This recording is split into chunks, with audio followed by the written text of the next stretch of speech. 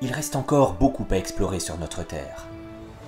Des espèces animales inconnues, mystérieuses, relatées depuis la nuit des temps par des mythes et des légendes. Pour y voir plus clair, j'ai voulu inviter des spécialistes, chercheurs, écrivains, hommes de terrain, pour vous éclairer et vous donner des clés de compréhension et mieux cerner les derniers mystères de notre grande planète. Explorez des territoires inconnus, allez à la rencontre de ces animaux énigmatiques et devenez les aventuriers des animaux perdus.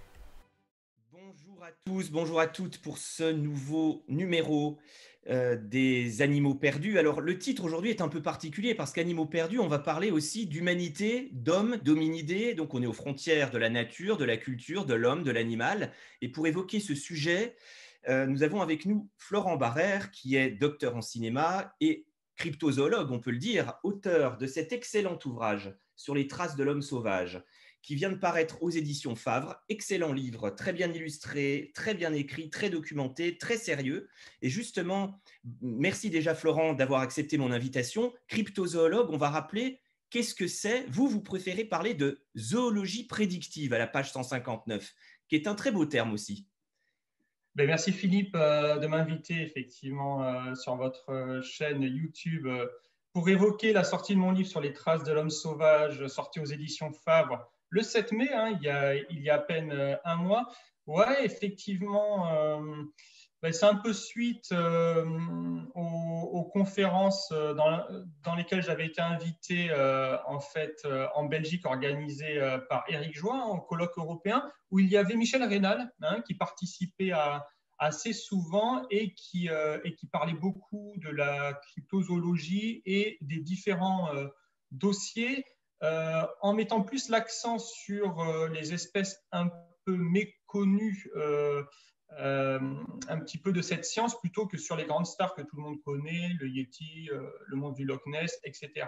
Et je trouvais que dans sa manière d'aborder les sujets, il y avait vraiment un côté recherche et documentation qui se rapprochait beaucoup de la zoologie. C'était plus le clivage un peu organisé quand même par Bernard Revelmans entre la zoologie et la cryptozoologie. Il avait sa raison de l'organiser, hein. C'était suite aussi un petit peu à son expérience qui est personnelle et au fait qu'il a été un rebelle de la science, hein, comme il a souvent dit. Mais là, cette approche de la zoologie prédictive marie davantage par la prédiction, par l'esprit d'enquête. Ça se rapproche vraiment de l'inventaire faunistique classique, hein. Sauf que c'est un peu plus éclairé que l'inventaire faunistique, où quand on fait un inventaire en zoologie, on cartographie une zone, on repère toutes les espèces, et s'il y a dans cette zone des espèces nouvelles, hein, comme dans certains coins des forêts de Birmanie ou surtout dans les abysses, s'il y a des espèces nouvelles, effectivement, on ouvre un carnet, on ouvre une clé et on les authentifie. Là, c'est de l'inventaire faunistique, mais basé un petit peu sur un repérage.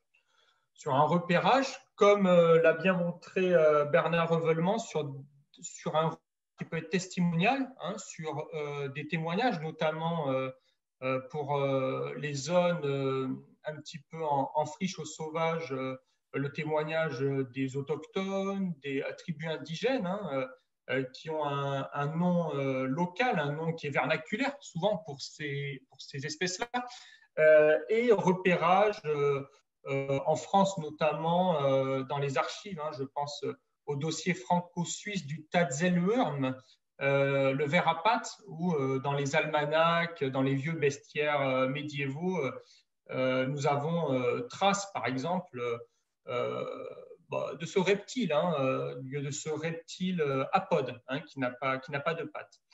Voilà un petit peu, c'est vrai que le terme de cryptozoologie est aussi un petit peu marqué maintenant. Je le vois lorsque j'en parle, hein, lorsque je prends un verre avec des amis, lorsque je prends un café et que j'évoque la cryptozoologie, Hein? Quoi? La cryptologie, là.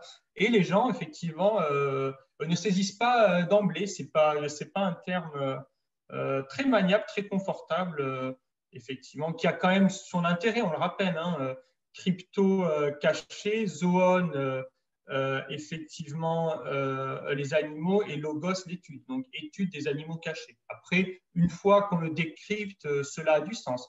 Mais c'est vrai que dans une première mesure, c'est un peu un terme barbare. Et puis,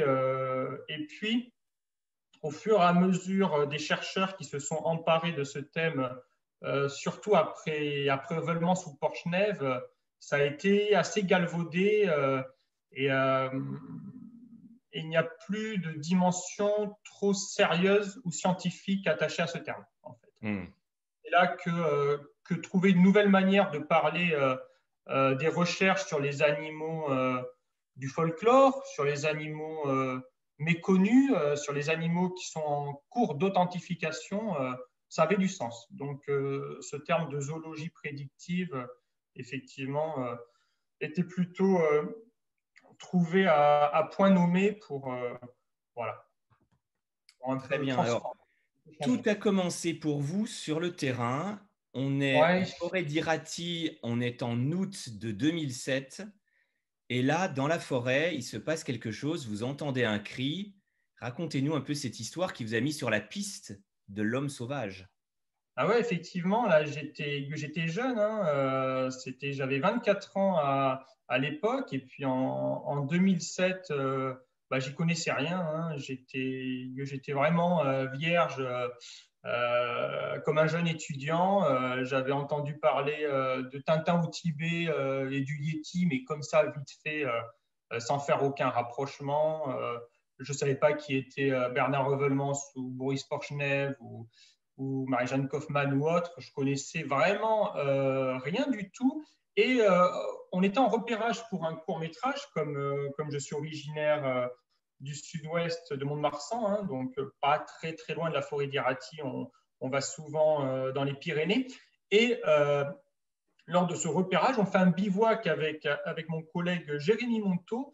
Et donc, on plante la tente, on fait le feu de bois, on s'endort à 23 heures. Et lorsqu'on est endormi, effectivement, on est réveillé. On est réveillé par un cri très très puissant, par un par un cri énorme. Et puis ça se calme. Et Jérémy et moi, on est un peu flippés. On est dans nos sacs de couchage, en fait, hein, tout simplement. Et puis on se dit, mais qu'est-ce qui se passe? Mais qu'est-ce que c'est? Et le cri reprend après encore plus fort et encore plus près, effectivement. Et là, on flippe, on arrive à se rendormir. Et le lendemain matin, on se demande, mais qu'est-ce qui se passe? Mais qu'est-ce que c'est que ça? En fait, et puis c'est comment que j'ai fait la jonction. Après, je crois que c'est sur Internet. J'ai tapé on pensait qu'on trouvait bizarre que ce soit un gars qui nous fasse peur, parce qu'à l'époque, il y a quasiment 20 ans, la forêt d'Irati n'était pas trop traversée. Hein, c'était vraiment un coin assez désert. Donc, je crois que j'ai tapé homme sauvage Pyrénées ou des trucs comme ça, et j'ai commencé à lire le texte de Michel Reynal sur la survivance des hommes sauvages dans les Pyrénées. J'ai commencé à être en lien avec Éric Joie, l'abbé Part, en Belgique. Et puis, effectivement, j'ai commencé à m'intéresser au sujet. Puis après, Philippe Coudray, les livres de Bernard Revelmans. Vous savez peut-être, hein, si vous êtes renseigné, les expéditions qu'on avait fait à la recherche du Sasquatch, hein, avec le groupe d'Éric Joie et puis les intervenants Philippe Coudray donc, et Léon Brenig, à la recherche du Bigfoot pendant de longues années, hein, 2008, 2010, 2011. Après, d'autres personnes comme Léo Conge et Jean Collot ont poursuivi avec Philippe Coudray et Léon Brenig encore jusqu'en 2014-2015.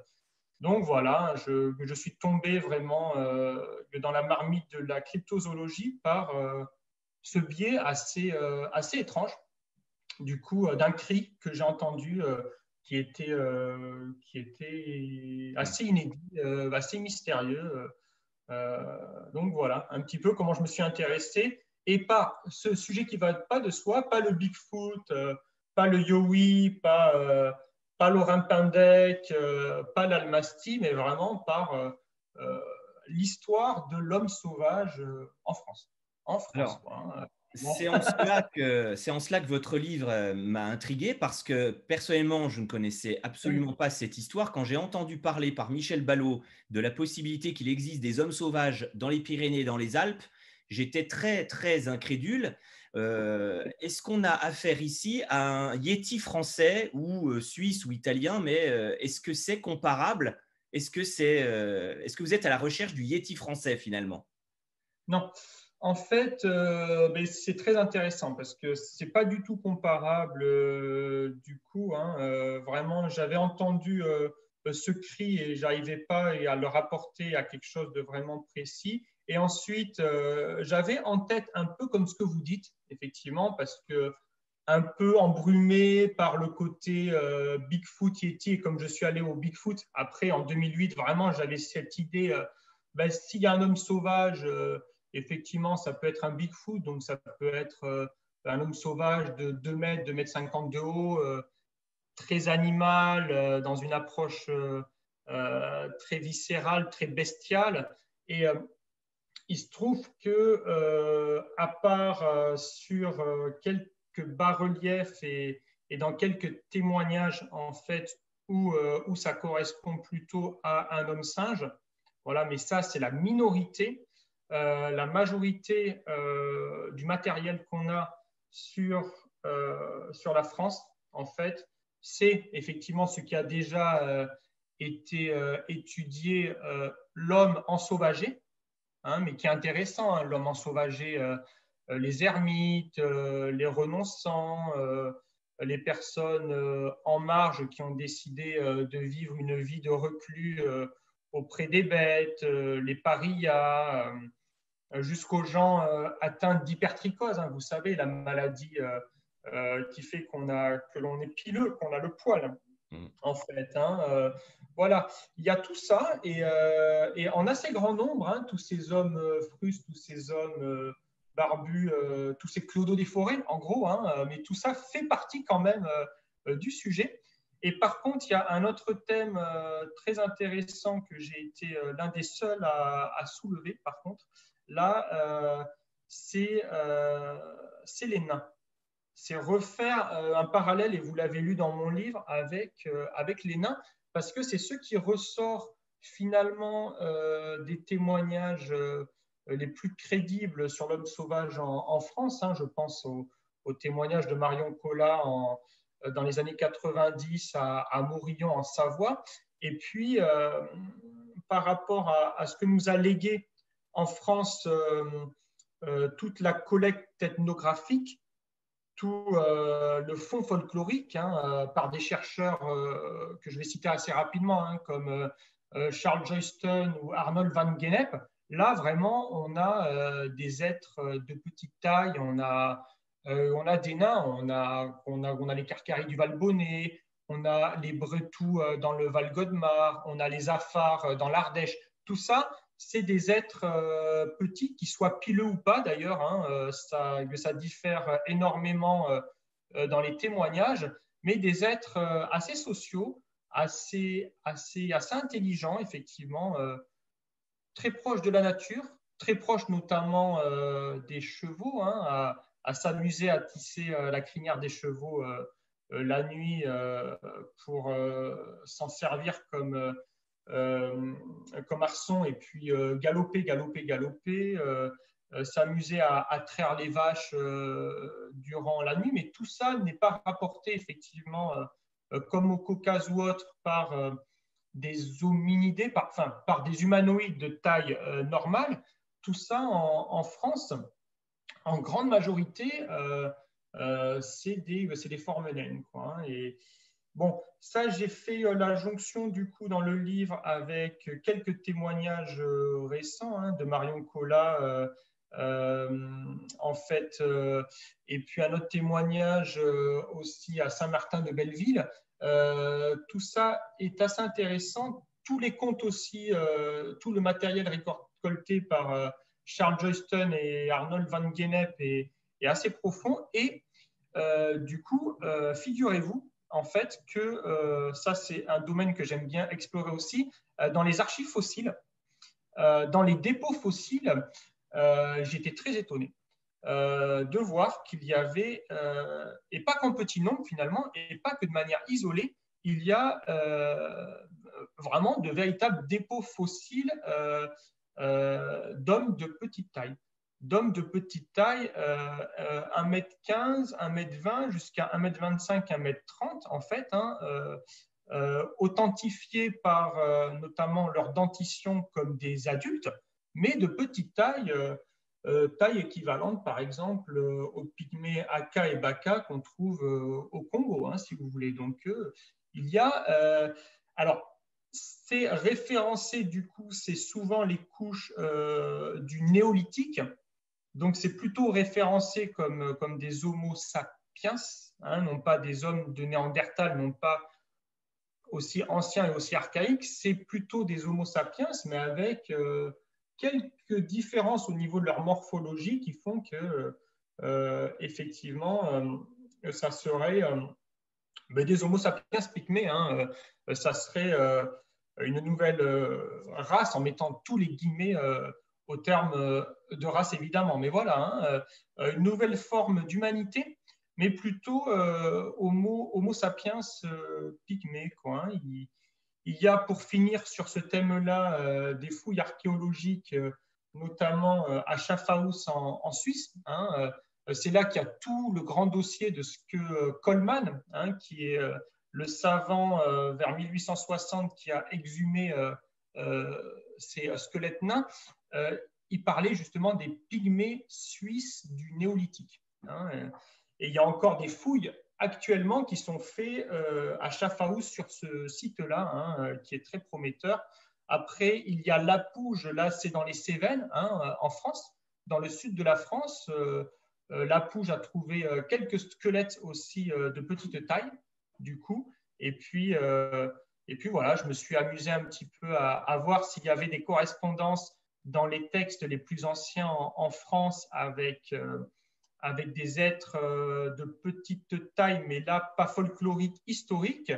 Et bingo, il y a des choses qui concordent, notamment avec un peuple pré-celtique. Donc, entre le néolithique tardif et l'Antiquité, du coup, la période pré-celtique, où là, c'est les Ligures. Hein, c'est les Ligures, donc, qui ont plutôt, eux, été actifs, ont plutôt peuplé la frontière franco-italienne. Hein. Ils étaient plutôt, comment dire, en région PACA, hein, si vous voulez, et du côté de l'Italie du Sud. Hein, voilà.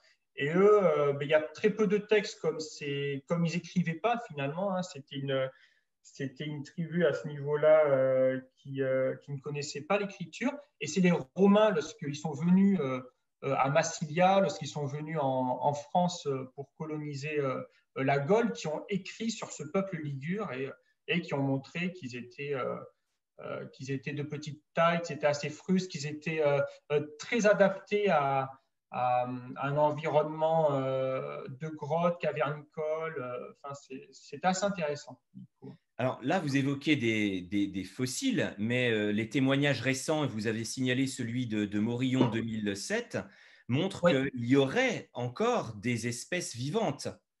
C'est ça. Alors, est-ce que là, il y a des observations qui ont été faites, des empreintes, des photos, des films? Comment se fait-il que ce petit peuple ne soit pas plus présent que cela? Oui, en fait, effectivement, il y en a pas tellement. C'est là qu'il y a un peu un hiatus. Le XXe siècle montre très peu de témoignages crédibles, hein, sur l'homme sauvage, car j'en ai récolté d'autres aussi, mais j'ai dû faire un petit peu la distinction entre le bon grain et l'ivraie, toujours, hein, dans ce domaine-là. Mais c'est vrai que dans les témoignages qui semblent intéressants, fouillés et crédibles, il y en a vraiment deux, hein, de la fin du XXe siècle. Il y a celui de Marion Collat, du coup, fin des années 90. Et puis, à peu près au même moment, je crois que c'est vers 88, j'ai plus trop, c'est vers 88-89, il y a le portrait de la bête de Belleville, elle qui est un peu plus grande, qui a un nez qui est assez proéminent, voilà, et qui se retrouve du côté de la Savoie. Hormis ça, après, dans les années 70, il y avait Jean-Christophe Frisson.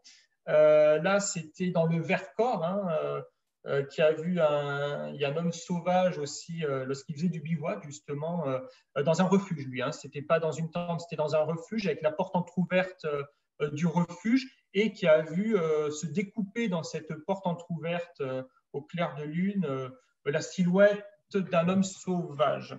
Mais il n'y a pas de précision aussi grande, si vous voulez, que sur l'homme nazi de Belleville et surtout sur ce nain de Morillon, hein, qui a été vu en plus en groupe hein, par des membres d'un centre aéré.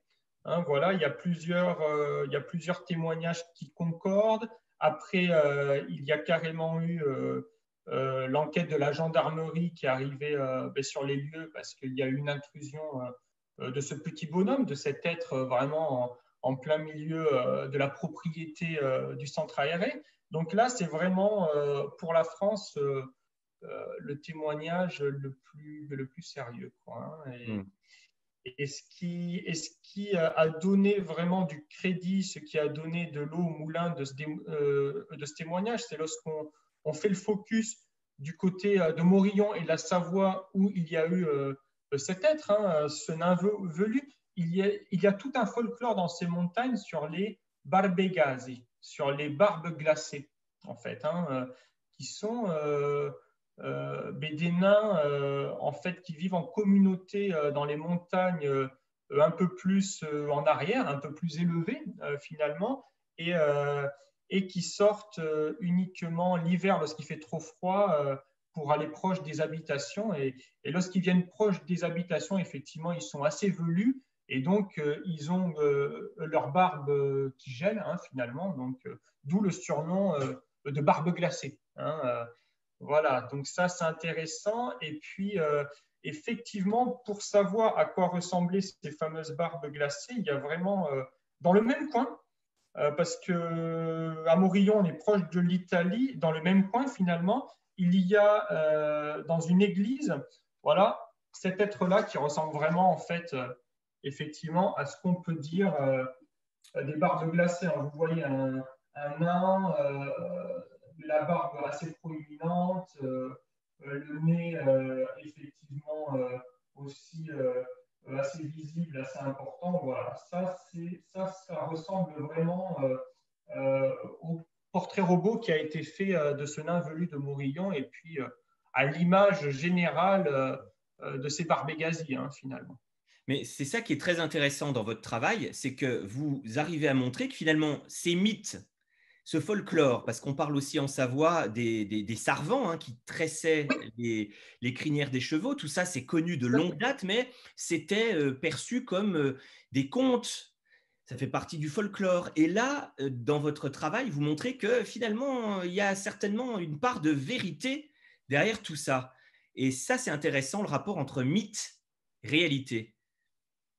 Ouais, il y a des choses à creuser en fait, mais je pense aussi que j'ai pu le creuser grâce aux amis, grâce aux recherches, grâce à Internet et puis aux mails, aux connexions qu'on a eues, mais c'est aussi en partie grâce au dossier que j'avais exploré en 2010, hein, suite à mon sujet de doctorat en cinéma sur le calamar géant. Et justement, le titre de ce sujet sur le calamar géant, c'était entre mythe et réalité, justement.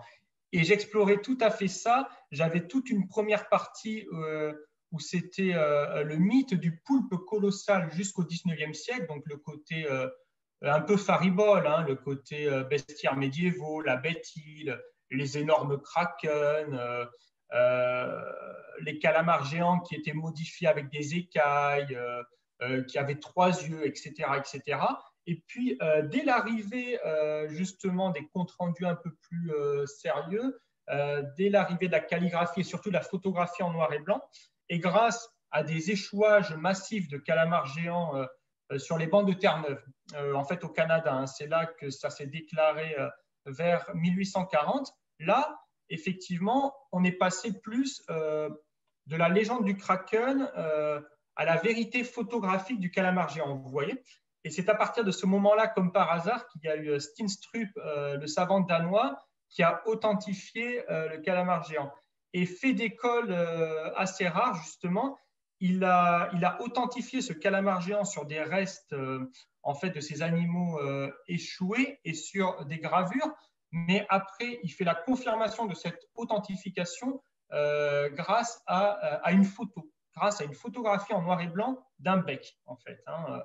Donc, il faut vraiment attendre la photo qui a un poids plus réel, qui a plus de véracité pour authentifier ces êtres colossaux, hein, d'une taille prodigieuse, hein, finalement. Donc, ouais, je me suis intéressé à ce basculement entre mythe et réalité après le calamar géant. J'ai fait un peu le même travail sur le sélacanthe aussi, qui est une espèce assez prodigieuse, hein, qui est finalement le fossile vivant, hein, si vous savez. Hein, c'est une espèce que l'on connaissait, le sélacanthe, un poisson très ancien sous forme fossile. Il y en avait partout dans le monde, c'était très international. Et pop, d'un coup, on le retrouve au début des années 30 dans une rivière de l'Afrique du Sud. On le retrouve vivant, une véritable espèce qui se débat, tout ça. Et puis on l'authentifie comme ça. Et il y a le terme de fossile vivant qui arrive pour mettre un mot vraiment sur le choc qui a été le fait de retrouver donc une espèce actuellement dans l'inventaire faunistique que l'on connaissait que dans les dépôts fossiles, quoi. Donc voilà, moi je me suis dit pourquoi pas, par rapport à mon expérience du cri, par rapport à ce que j'ai fouiné un peu sur Internet et dans les bouquins, par rapport à mon expérience du Sasquatch, pourquoi pas faire le même travail que j'avais fait, passer du mythe à la réalité, le même travail que j'avais fait avec le calamar géant et le sélacanthe, mais pourquoi, allez, soyons fous, ne pas le faire avec l'homme sauvage en France. Voilà, je me suis dit, voilà, j'ai récolté quelques témoignages, j'ai récolté quelques bas-reliefs intéressants avec mon équipe, avec Philippe Poudré, avec Christophe Kilian, avec Michel Aquaron. J'ai pas mal bossé sur le sujet. Il y a des témoins qui m'ont fait confiance. Pourquoi pas essayer de faire une bascule, et là, je me suis dit, comme le sélacanthe, il y a des fossiles, comme le calamar géant, il n'y a pas de fossiles, mais il existe, et il y a plein de dépôts et de cadavres, hein. Là, il me faut des os, hein, il me faut du tangible quand même, pour éviter un travail un peu bateau, un peu bâclé de cryptozoologie. Il me faut vraiment du concret, quoi. Et ces os, finalement, j'en ai trouvé de très anciens, du coup, hein, si vous voulez, pour revenir sur la question, est-ce que c'est un yéti alpin? Il y a quand même des dépôts fossiles dans les Pyrénées du Dryopithèque, là, qui sont des singes archaïques très intéressants. Donc, il y avait des singes avant en France et en Espagne, hein. C'était surtout la grande classe des Dryopithèques, Dryopithecus fontani, notamment, hein, dans des zones où j'ai récolté des témoignages dans les Pyrénées.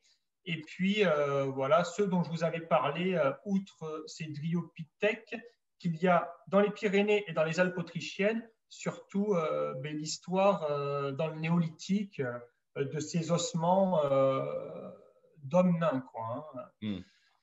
Donc voilà un petit peu entre mythe et réalité. Je pense qu'il y a une passerelle qui peut être opérée finalement, qui peut être opérée par les dépôts fossiles, effectivement.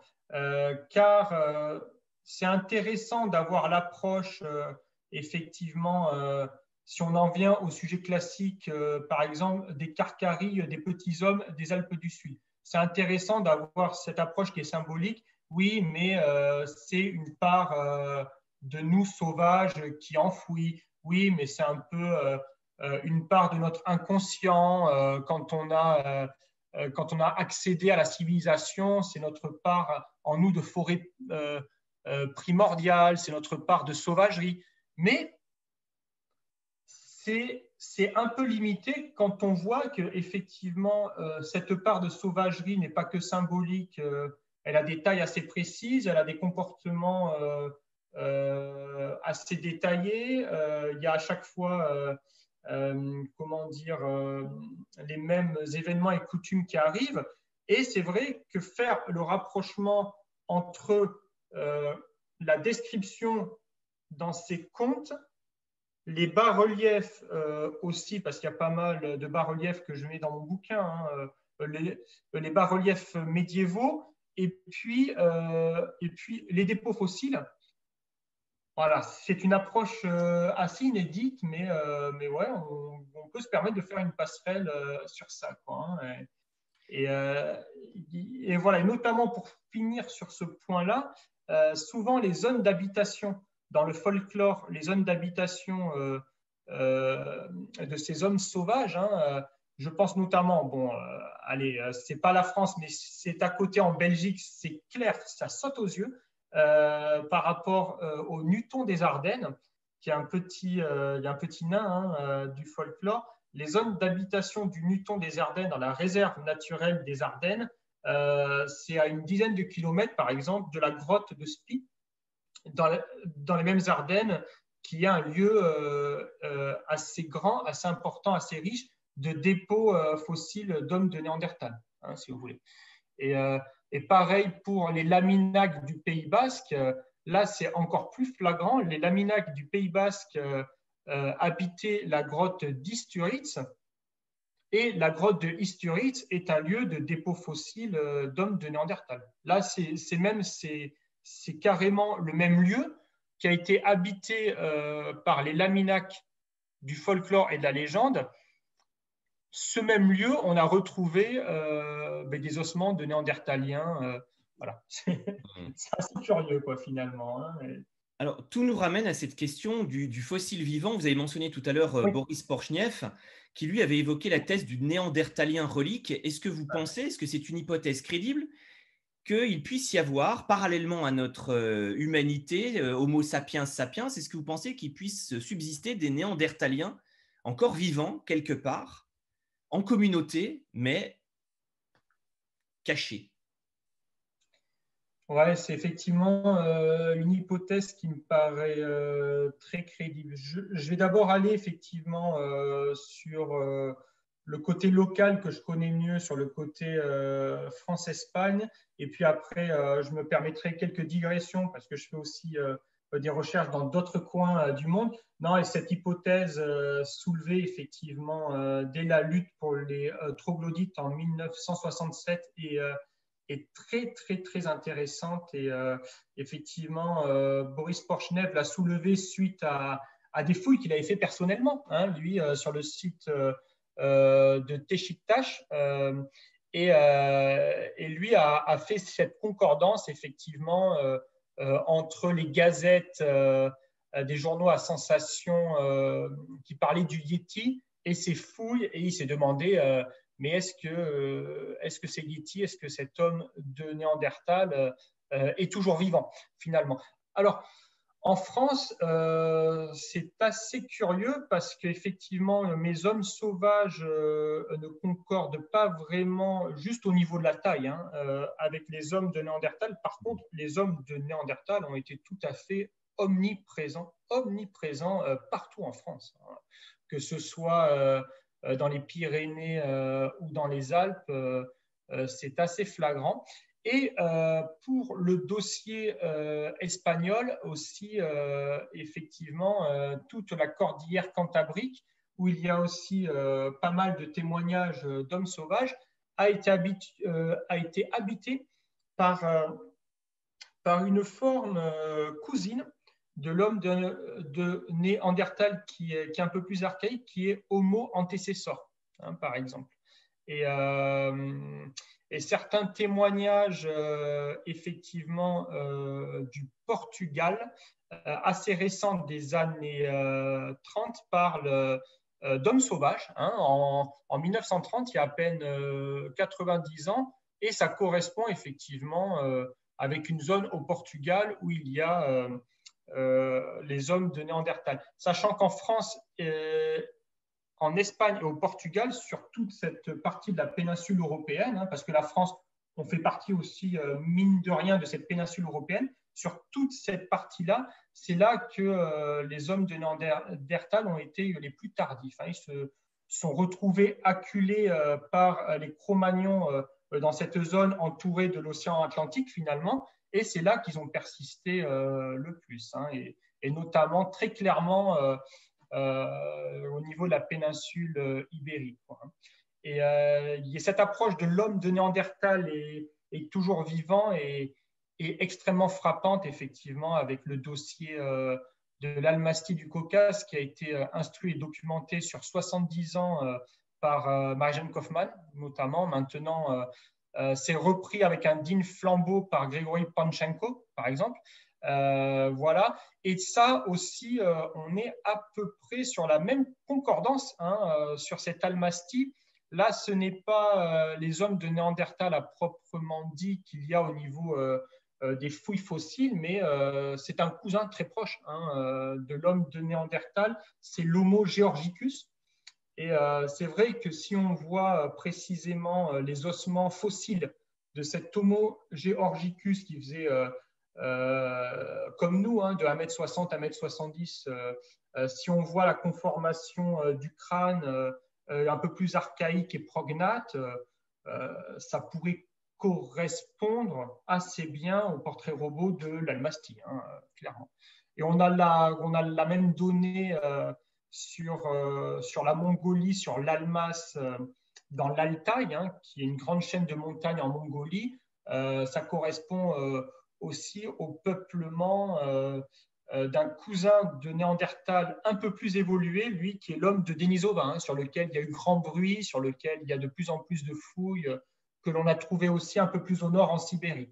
Donc, effectivement, il peut y avoir des concordances fossiles possibles, que ce soit avec l'homme de Néandertal ou d'autres cousins. Voilà, on parlait beaucoup de Néandertal parce que dans les années 70, à l'époque de Heuvelmans et Porchnev, c'était vraiment lui ou l'Homo erectus que l'on exhumait le plus, en fait. Et c'est maintenant, avec les analyses ADN un peu plus précises, il y a eu une explosion d'espèces.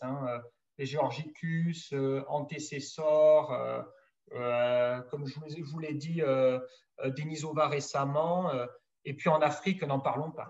C'est encore pire. L'explosion et le buissonnement des espèces Homo, c'est vraiment affolant. Donc, ouais, on va voir, il y a vraiment une concordance possible. Et comment vous expliquez, avant de parler de vos autres terrains de recherche, comment vous expliquez que la science académique officielle ne présente pas publiquement ces recherches qui remettent un peu en question notre suprématie d'Homo sapiens sapiens? Parce que ça voudrait dire qu'autour de nous, on aurait plein de cousins. Est-ce que ça gêne? Est-ce que c'est quelque chose auquel ils ne croient pas? Comment expliquer ça? C'est assez étonnant, effectivement, parce que je pense que le blocage et la gêne vient plutôt des générations précédentes, des générations antérieures, et qu'actuellement, il y a un frémissement même du côté des scientifiques.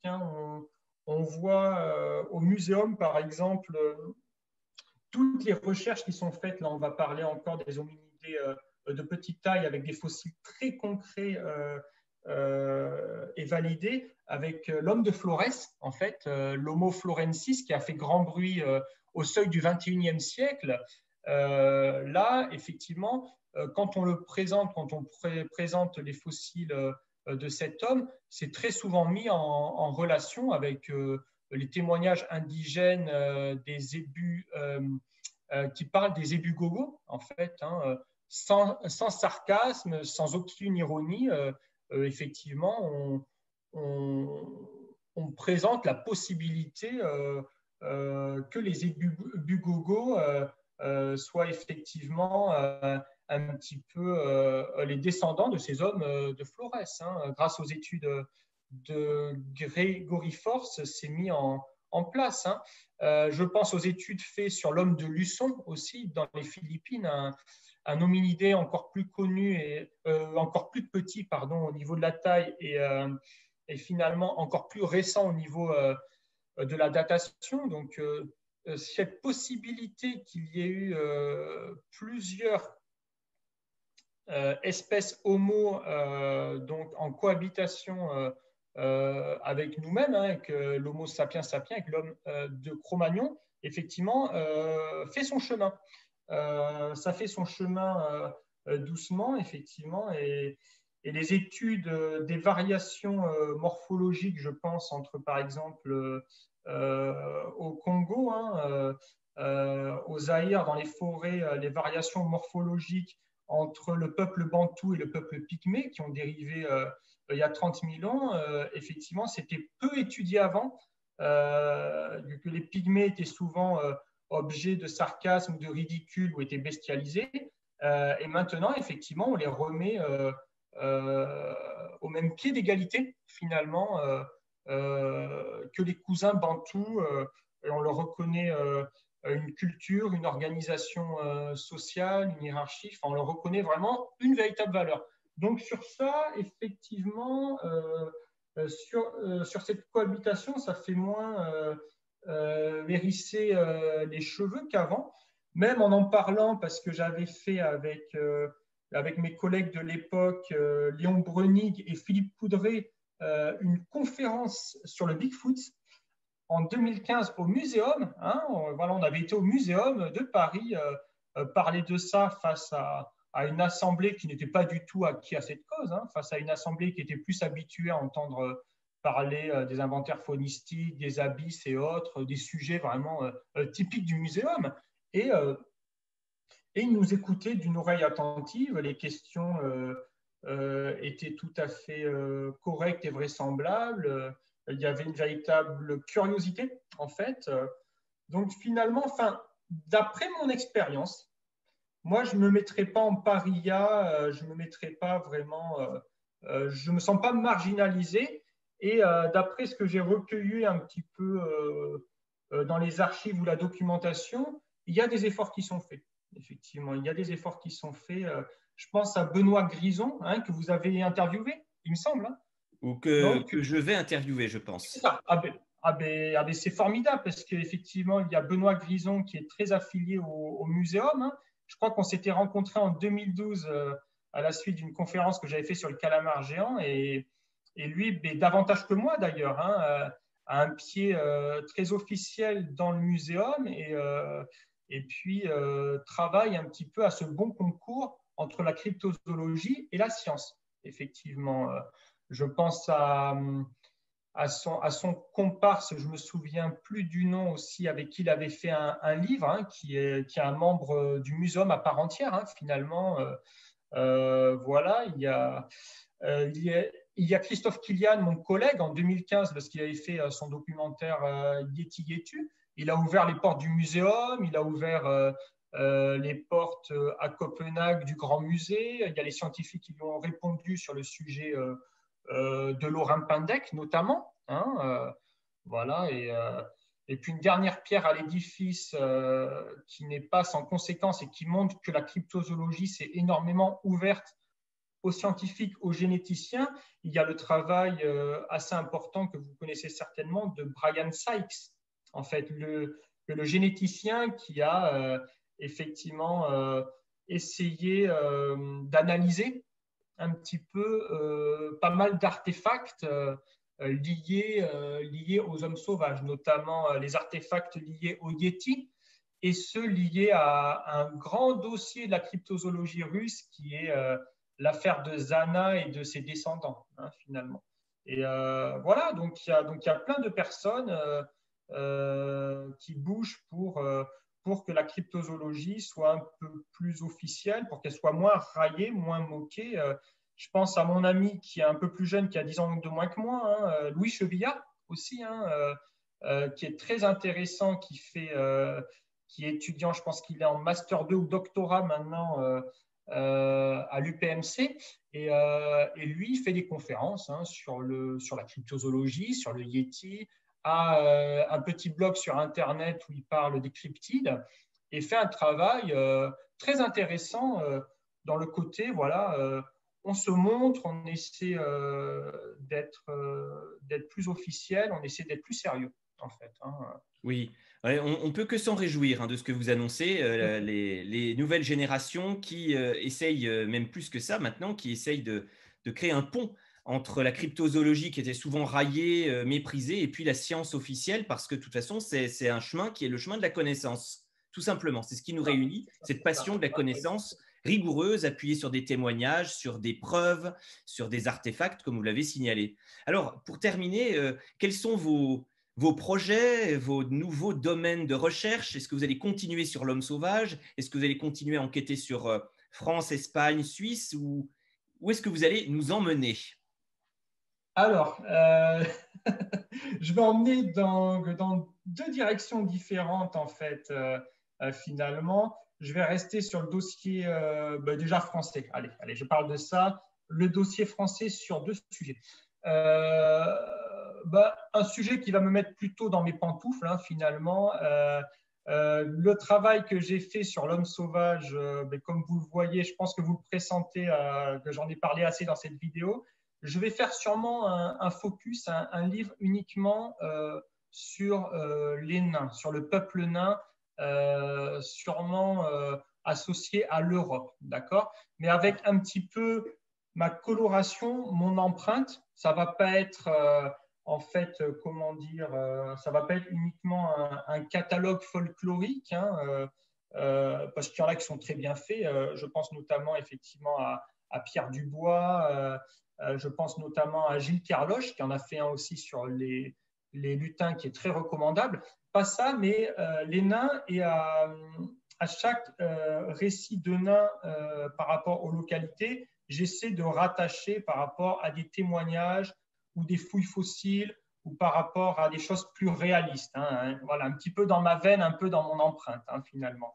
Donc voilà, je prépare ça, un livre uniquement consacré à la question de ce peuple nain. Hein, et puis, après, un sujet plus sérieux qui me demande davantage de recherche, que j'ai commencé un petit peu à lancer par Pierre, vous l'avez vu sur le site Strange Reality, évoquer les cagots. Ce que c'est que les cagots. Les cagots, il y a de la documentation qui a été faite quand même très sérieuse depuis 300 ans dessus. C'était un peuple qui a été réprimé. Donc, est-ce que c'est nos semblables? Est-ce que c'est un peuple pré-celtique qui a eu du mal à être assimilé? Est-ce que c'est d'autres tribus qui sont venues, qui ont eu du mal à se christianiser et tout? Ceci dit, il y a en France et dans l'Espagne du Nord des personnes, des communautés qui ont été complètement marginalisées, qu'on a ghettoisées, qui sont les cagots, qui avaient effectivement pas le même emplacement dans les églises, pas le même emplacement dans les cimetières. Ils n'avaient pas accès au lavoir, ils n'avaient pas accès en fait au four à pain, ils n'avaient pas accès à plein de choses. Soit ils n'y avaient pas accès du tout, ils avaient leur propre communauté, soit c'était des accès malheureusement qui vont vous faire frémir, hein, qui vont ressembler à l'apartheid ou à la ségrégation raciale entre les Noirs et les Blancs, soit ils avaient des portes d'église qui étaient réduites et un lieu qui était réduit, un bénitier qui était minable, par exemple, ce genre de choses. Donc voilà, et j'enquête en France sur ça. Heureusement, c'est un sujet qui est déjà balisé par beaucoup de personnes, notamment par un écrit remarquable de Benoît Cursante, hein, très récent, qui fait le point sur le sujet. Et j'essaie d'apporter ma pierre à l'édifice en étant davantage biologique et scientifique sur ce qu'étaient ces cagots, sur ce qu'ils sont devenus, et peut-être être plus fouillé que d'autres chercheurs sur les derniers cagots, hein, parce qu'il y a les dernières reliques de ces cagots dans les années 40, dans les années 50. Hein. Donc, on a des photographies en noir et blanc de ces derniers cagots, et ça, il y a moins de chercheurs qui se sont penchés dessus. Donc voilà, les nains de France et les cagots. Hein, le peuple cagot, là, ça sera mes prochaines recherches. Et pour ce qui est du domaine un peu plus international, là, je vais essayer de faire la synthèse sur un sujet que j'ai aussi exploré un peu dans Strange Reality, qui est l'Almas de Mongolie. L'Almas de Mongolie, hein, l'homme sauvage en Mongolie, notamment en faisant la jonction entre les anciens écrits assez peu connus, même de la crypto, du professeur Rinchen et de Vitaly Ralrov. Hein, ça, c'est années 10 jusqu'aux années 60. Et puis, voir toutes les personnes qui ont œuvré récemment avec des expéditions hein, à la recherche de l'Almas en Mongolie. Je pense à Jean-Louis Morette, Henri Tider, Gustavo Sanchez et autres. Hein, voilà, il y a des explorateurs hein, qui ont été sur ces chemins-là aussi. Hein.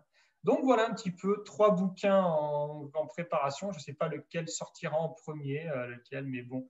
Les nains de France, l'histoire des cagots, les parias de l'histoire, et puis un gros dossier dans la veine un petit peu de ce que j'ai fait dans ce bouquin-là sur la Mongolie, sur l'homme sauvage de Mongolie. Bon, bah ça s'annonce très prometteur. On rappelle pour tous cet ouvrage actuel qui pose les bases de vos futures recherches d'ailleurs et travaux hein, sur les traces de l'homme sauvage entre humanité, animalité, mythe et réalité. On a bien compris que c'était effectivement cet axe qui vous passionnait. Un grand merci à vous, Florent Barrère, pour cet éclairage, cette fraîcheur que vous apportez aussi à la cryptozoologie. Et c'est un livre très, très agréable à lire et qui apprend énormément de choses et qui pose question sur notre humanité aussi. Alors, merci et puis à bientôt alors pour de nouvelles aventures. Ben, merci Philippe de m'avoir invité. Merci de parler sur YouTube de sujets aussi impactants et aussi intéressants. Merci encore à vous et à très bientôt pour de nouveaux épisodes.